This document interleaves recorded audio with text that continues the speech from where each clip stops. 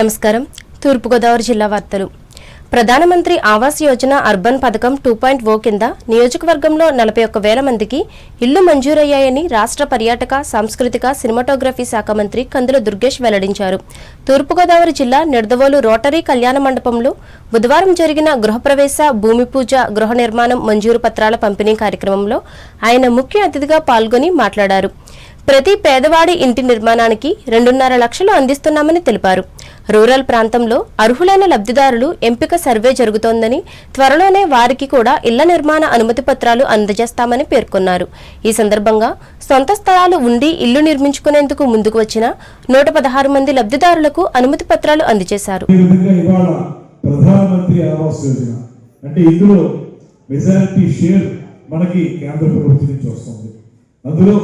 ప్రధానంగా నరేంద్ర మోడీ గారు దేశం మొత్తం మీద కూడా పేదవారెవరూ కూడా ఇల్లు లేకుండా ఉండకూడదు అనేటువంటి ఆలోచనతోటి వారు పెద్ద ఎత్తున మనకి సబ్సిడీ ఇవ్వడం అనేటువంటి కార్యక్రమాన్ని కూడా చేపడతా ఉన్నారు. ఇవాళ మనకి నియోజకవర్గానికి సంబంధించి 41,000 ఇళ్ళు మనకి శాంక్షన్ అయింది.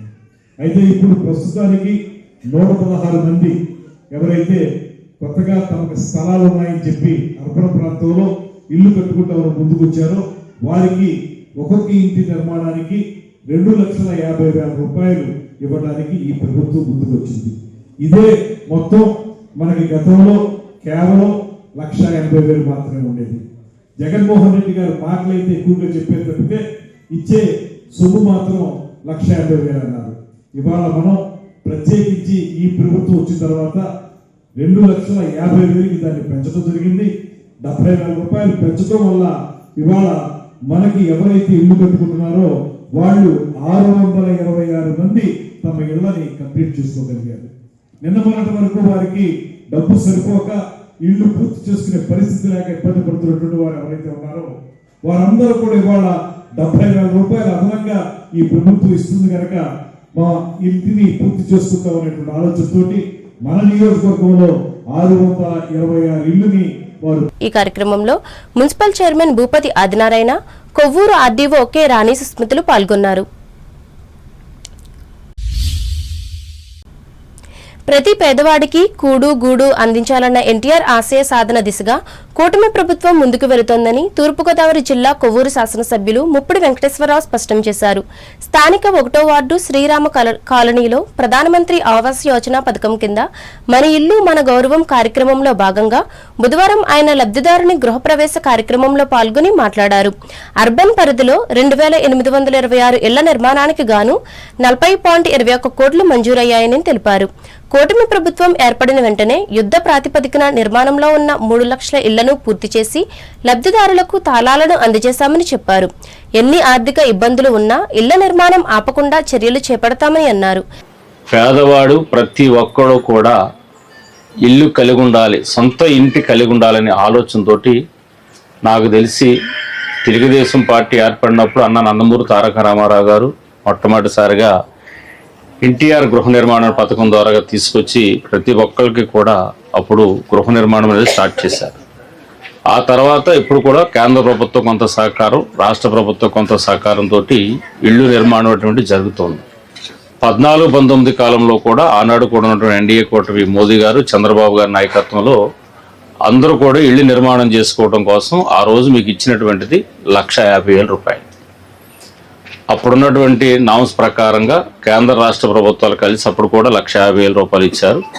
తర్వాత వచ్చినటువంటి ప్రభుత్వం మేము 4 లక్షలు ఇస్తాం, 5 లక్షలు ఇస్తామని చెప్పి ఎన్నికల ముందు చెప్పి మాయ మాటలు చెప్పి దాన్ని కేవలం 1,80,000 రూపాయలు మాత్రమే తీసుకొచ్చారు.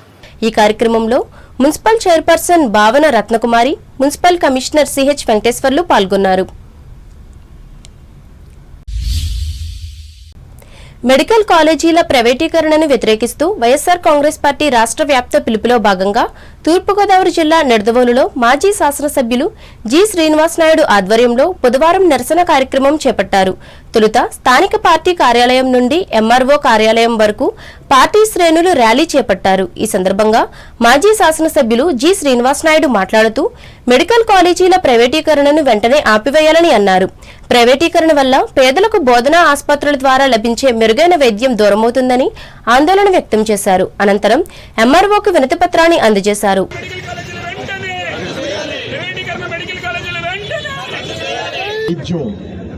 మెడికల్ కాలేజెస్లో ఎప్పుడైతే టీచింగ్ స్టాఫ్ ఉంటారో ఇది ఒక టీచింగ్ మెడికల్ కాలేజ్ లాగా టీచింగ్ హాస్పిటల్ ఉంటుంది. దాని ప్రకారం ఇక్కడున్న డాక్టర్లందరూ కూడా హాస్పిటల్లో పనిచేయడం జరుగుద్ది. హాస్పిటల్లో పనిచేసేవారంతా కూడా ఇక్కడ మెడికల్ కాలేజీలో టీచ్ చేయడం జరుగుద్ది. మరి ఈ విధంగా చక్కటి teaching medical college, medical hospital తయారవుతాయి. మరి ఇవన్నీ కూడా గవర్నమెంట్ వ్యవస్థలోనే ఉండాలి. ఈ ప్రైవేటీకరణకి వ్యతిరేకిస్తూ మేము ఈరోజు మరి ఇక్కడ తహసీల్దార్ గారి ద్వారా ఈ రిప్రజెంటేషను కూటమి ప్రభుత్వానికి చేర్చుతా ఉన్నాం. తప్పకుండా వెంటనే ఈ ప్రైవేటీకరణ ఆపివేసి నిలిపివేసి మరి యథావిధంగా విధంగా జరిపించాలని మేమంతా కూడా డిమాండ్ చేస్తా ఉన్నాం. ఈ కార్యక్రమంలో పార్టీ మండల అధ్యక్షులు Ainedi Pullarao, ZPTC Nandigam Bhaskara Ramaiah, MPP K Prasad, జిల్లా వ్యవసాయ సలహా మండలి మాజీ చైర్మన్ బూరుగుపల్లి సుబ్బారావులు పాల్గొన్నారు. అంబేద్కర్ కోనసీమ జిల్లా వార్తలు. భారతదేశాన్ని ఐక్యంగా నిలబెట్టడంలో సర్దార్ వల్లభాయ్ పటేల్ అపార కృషి చేశారని అమలాపురం పార్లమెంట్ సభ్యులు గంటి హరీష్ మాథూర్ తెలిపారు. అమలాపురం పట్టణంలోని ఎస్కేబీఆర్ కళాశాల నుండి గడియారపు స్తంభం వరకు బుధవారం నిర్వహించిన రన్ ఫర్ యూనిటీ ర్యాలీని ఆయన ప్రారంభించి మాట్లాడారు. వల్లభాయ్ పటేల్ సేవలకు గుర్తుగా ప్రతి సంవత్సరం ఆయన పుట్టినరోజున జాతీయ ఐక్యతా దినోత్సవం జరుపుకోవడం ఆనవాయితీగా వస్తోందని చెప్పారు. పటేల్ దేశ ఐక్యతకు ప్రతీక అని ఆయన చూపిన మార్గంలో ప్రతి పౌరుడు నడవాలని పిలుపునిచ్చారు. భారతదేశంలోని 500కి పైగా సంస్థానాలను ఏకం చేసి ఐక్య భారతాన్ని నిర్మించడంలో ఆయన పాత్ర చిరస్మరణీయమని చెప్పారు. ఈ కార్యక్రమంలో అంబేద్కర్ కోనసీమ జిల్లా collector R Mahesh Kumar, municipal commissioner V Nirmal Kumar, నాయకులు సిహెచ్ గణేష్, మోకా సుబ్బారావు, నల్లా పవన్ కుమార్, విద్యార్థులు పాల్గొన్నారు.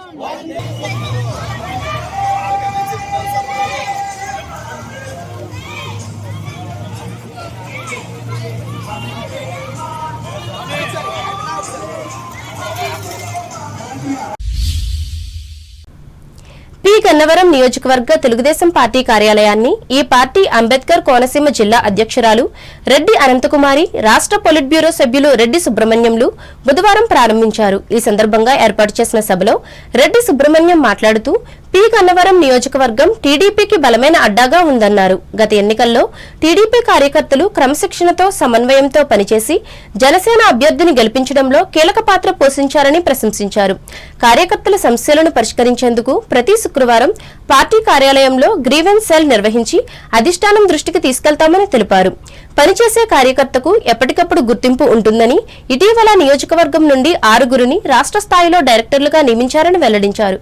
త్వరలో నియోజకవర్గానికి ఇన్ఛార్జిని నియమించనున్నట్లు చెప్పారు.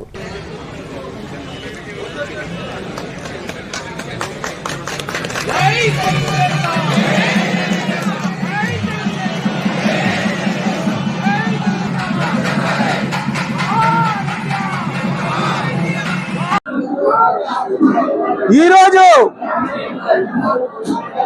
కీర్తి చేసులు నందమూరి తారక రామారావు గారు 1982లో తెలుగుదేశం పార్టీని పెట్టి అధికారాన్ని చేపట్టారు. మహానుభావుడు ఎన్టీఆర్ ఆ పార్టీని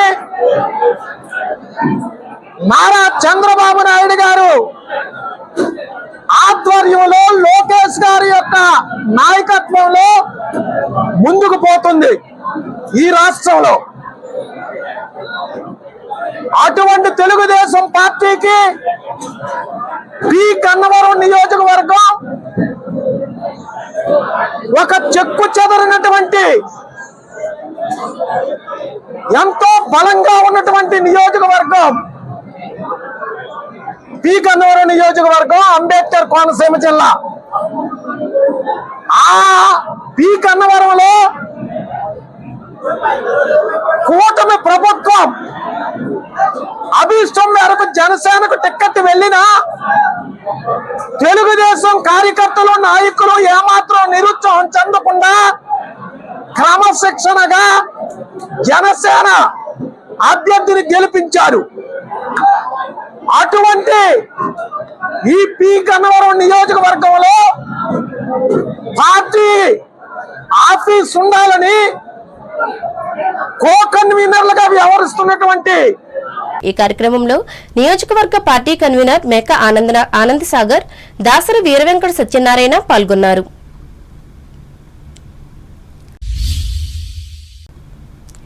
అర్హులైన ప్రతి ఒక్కరికి ఇల్లు ఏర్పాటు చేయడమే కూటమి ప్రభుత్వ లక్ష్యమని కొత్తపేట ఎమ్మెల్యే బండారు సత్యానందరావు తెలిపారు. రావులపాలెం మండలం దేవరపల్లి గ్రామంలో బుధవారం నిర్వహించిన సామూహిక గృహప్రవేశ కార్యక్రమంలో ఆయన పాల్గొన్నారు. లబ్ధిదారులు కేతా లక్ష్మీదుర్గ కుటుంబం గృహప్రవేశం చేసుకోగా ఎమ్మెల్యే సత్యానందరావు వారిని ఆశీర్వదించి దుస్తులు, స్వీట్లు అందజేసి మాట్లాడారు. ఇల్లు లేని ప్రతి అర్హుడికి గృహ నిర్మాణం కల సాకారం చేసే దిశగా ప్రభుత్వం కృషి చేస్తోందని తెలిపారు. ఈ కార్యక్రమంలో ఆర్డీఓ పి శ్రీకర్, స్థానిక ప్రజాప్రతినిధులు, ఆయా శాఖ అధికారులు పాల్గొన్నారు.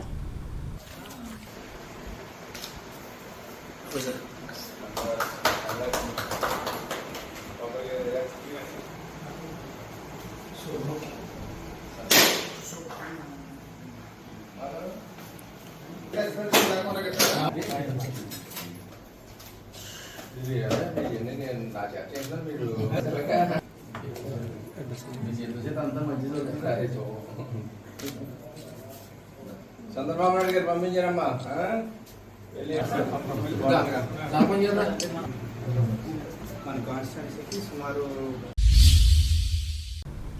ఏలూరు జిల్లా వార్తలు. పేదవాడి సొంత ఇంటి కలను సాకారం చేసే దిశగా కూటమి ప్రభుత్వం అడుగులు వేస్తుందని ఏలూరు జిల్లా పోలవరం శాసనసభ్యులు చిర్రి బాలరాజు పేర్కొన్నారు. అందరికీ ఇల్లు పథకంలో భాగంగా జీలుగుమిల్లి మండలం తాటియాకులగూడెం గ్రామంలో నూతన ఇంట్లకు బుధవారం నిర్వహించిన గృహప్రవేశ కార్యక్రమంలో ఆయన పాల్గొని మాట్లాడారు. ఈ పథకం ద్వారా ప్రభుత్వం వేలాది కుటుంబాల సొంత గృహ కలను సాకారం చేయనుందని పేర్కొన్నారు. ప్రజా సంక్షేమమే ధ్యేయంగా తమ ప్రభుత్వం అడుగులు వేస్తుందని స్పష్టం చేశారు.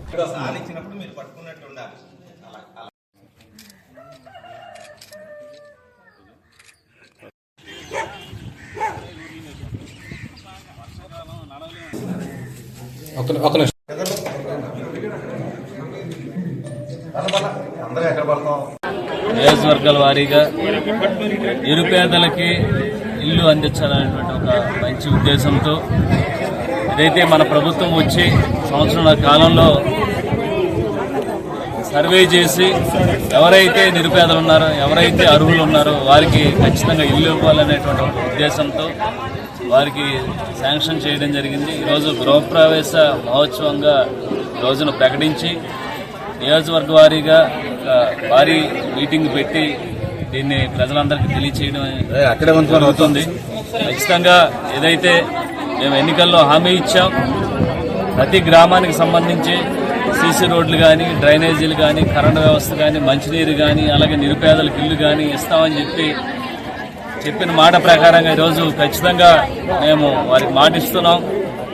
మళ్ళీ ఈ హౌసింగ్ కొత్త వారికి మళ్ళీ అందించే విధానంగా, అలాగే ఎవరైతే పోయినప్పుడు ఏదైతే ఈ శాంక్షన్ అప్పుడు ఎవరైతే పెట్టుకోలేదో మళ్ళీ ఆన్లైన్ చేయించుకోండి. ఖచ్చితంగా నిరుపేదలకి అలాగే లబ్ధిదారులకి అందించే విధంగా ఈరోజు ఎన్డీఏ కూటమి చర్యలు తీసుకుంటుంది. ఈ కార్యక్రమంలో గ్రామ సర్పంచ్ వనమ రాంబాబు, సొసైటీ అధ్యక్షులు సరిపల్లి సత్యనారాయణరాజు, కూటమి పార్టీల నాయకులు గడ్డమనుగు రవికుమార్, కరటం సాయిబాబా, గంధం వెంకటేశ్వరరావు, తమ్మన సాంబశివరావులు పాల్గొన్నారు. వార్తలు ముగించే ముందు ముఖ్యాంశాలు మరోసారి. తణుకు మండలం తేతలి గ్రామంలో ప్రభుత్వం నిర్మించిన ఇళ్లకు గృహప్రవేశం చేసిన ఎమ్మెల్యే ఆర్మిల్లి, పట్టణ లబ్ధిదారులకు అర్హతా పత్రాల అందజేత. మెడికల్ కళాశాలలను ప్రభుత్వ రంగంలోనే నడపాలని కోరుతూ తణుకులో ర్యాలీ నిర్వహించిన వైఎస్ఆర్ కాంగ్రెస్ పార్టీ కార్యకర్తలు, ఆధ్వర్యం వహించిన రాష్ట్ర మాజీ మంత్రి కారుమూరి. లబ్ధి పొందిన ప్రజలు కృతజ్ఞతగా ఉండాలి, తాడేపల్లిగూడెం మండలంలో ఆవాస్ యోజన నూతన గృహ ప్రవేశాల సభలో స్పష్టం చేసిన ఎమ్మెల్యే బొలిశెట్టి. ఎన్నికల్లో ఇచ్చిన హామీలను తూచా తప్పకుండా అమలు చేసిన కూటమి ప్రభుత్వం. నిడదవోలు గృహప్రవేశ సభల్లో పాల్గొని మాట్లాడిన రాష్ట్ర మంత్రి దుర్గేష్. ప్రజలందరికీ కూడు గూడు అందించాలన్న అన్న ఎన్టీఆర్ లక్ష్యాన్ని నెరవేరుస్తున్న ఆంధ్రప్రదేశ్ ప్రభుత్వం. కొవ్వూరులో పేర్కొన్న ఎమ్మెల్యే ముప్పిడి. మెడికల్ కళాశాలల ప్రైవేటీకరణ అభిప్రాయాన్ని వెనక్కి తీసుకోవాలి. నిడదవోలులో ప్రభుత్వాన్ని డిమాండ్ చేసిన ఎమ్మెల్యే శ్రీనివాస్ నాయుడు. స్వాతంత్ర్య రాజ్యాలను విలీనం చేసి భారతదేశాన్ని ఐక్యంగా ఉంచిన ఘనత సర్దార్ వల్లభాయ్ పటేల్దే. అమలాపురంలో వెల్లడించిన ఎంపీ హరీష్ మాథూర్. ఈ గన్నవరం నియోజకవర్గ తెలుగుదేశం పార్టీ కార్యాలయాన్ని ప్రారంభించిన party polit bureau member Subrahmanyam, జిల్లా అధ్యక్షురాలు అనంతకుమారిలు. ప్రజావేదికగా విస్తరింపచేసి అభివృద్ధి చేయాలని హితవు. అర్హులైన పేదలందరికీ ఇల్లు కట్టించడమే కూటమి ప్రభుత్వ లక్ష్యం. దేవరపల్లి గ్రామంలో ప్రకటించిన కొత్తపేట ఎమ్మెల్యే సత్యానందరావు. ప్రజా సంక్షేమం కోసం పనిచేస్తున్న కూటమి ప్రభుత్వం. జిలుగుమిల్లి మండలంలో ఆవాస్ యోజన గృహప్రవేశాల్లో పాల్గొని మాట్లాడిన పోలవరం ఎమ్మెల్యే బాలరాజు. ఈ వార్తలు ఇంతటితో సమాప్తం. నమస్కారం.